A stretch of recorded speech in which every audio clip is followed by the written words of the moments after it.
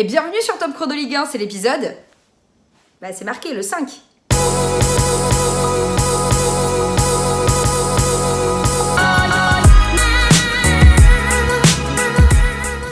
Je suis allemand en provenance de Dortmund, je viens de faire un 5 sur 5, c'est la première fois de l'histoire de mon club qu'un entraîneur fait du 5 sur 5 après sa prise de fonction en Ligue 1.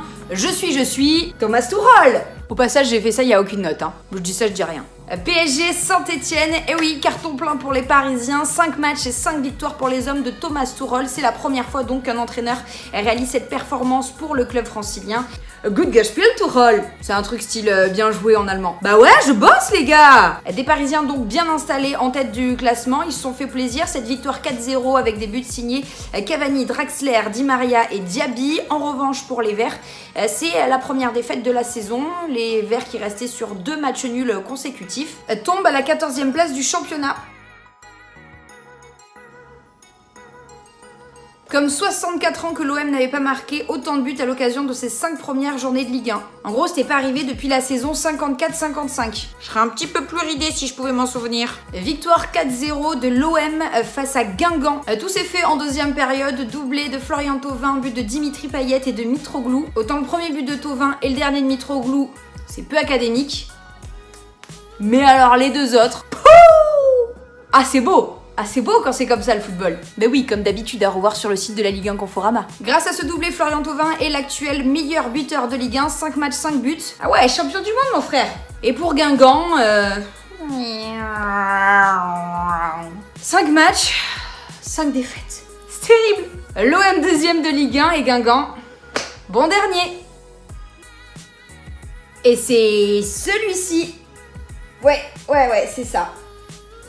Bien chelou, un jacuzzi avait été installé sur la pelouse d'Ornano. Les supporters ont eu l'occasion de regarder le match en direct d'un jacuzzi avec petit four, champagne, tout ça. En tout cas, c'était à l'occasion du match entre Caen et Lyon, match nul entre les deux équipes, 2 buts partout. Encore un but sur coup franc direct pour les Lyonnais signé Nabil Fekir. Caen est revenu au score grâce à Claudio Bovu qui a subi une faute dans la surface de réparation de Ferland Mendy. Et si je dis ça, c'est pas pour rien. Et parce que juste avant, Ferland Mendy a pris un jaune et là, il a pas pris de deuxième jaune alors qu'on a sifflé penalty et que la faute...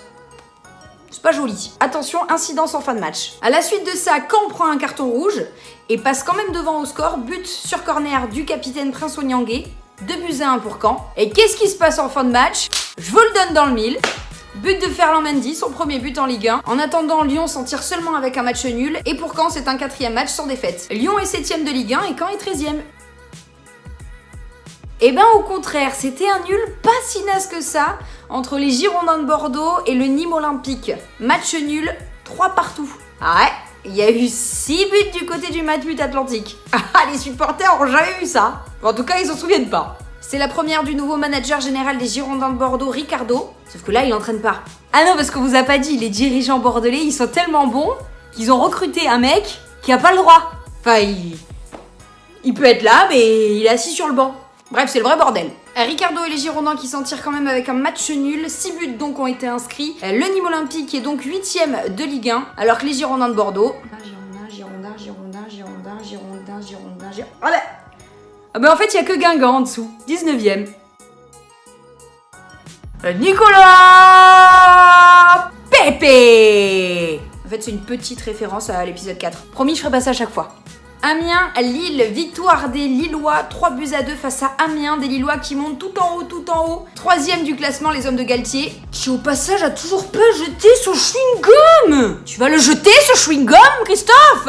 Excusez-moi. On disait donc la superstar du week-end, c'est Nicolas Pepe. 3 buts inscrits, le premier triplé de sa carrière. Les Amiénois qui n'ont rien lâché, qui sont revenus à 3-2. Tous les scores de cette 5e journée de Ligue 1 Conforama s'affichent juste en bas, comme vous pouvez le voir. Mais en gros, Nice enchaîne une 2e victoire consécutive, victoire 2-1 face à Rennes. En plus, Ben Arfa est même pas rentré. Je suis dégoûtée. Toulouse marque un petit peu le pas après 3 victoires consécutives, match nul face à Monaco qui était privé de Ronny Lopez et Falcao. Match nul entre Nantes et Reims 0-0. Ah, ne compte pas sur moi pour dire autre chose. Rien à dire.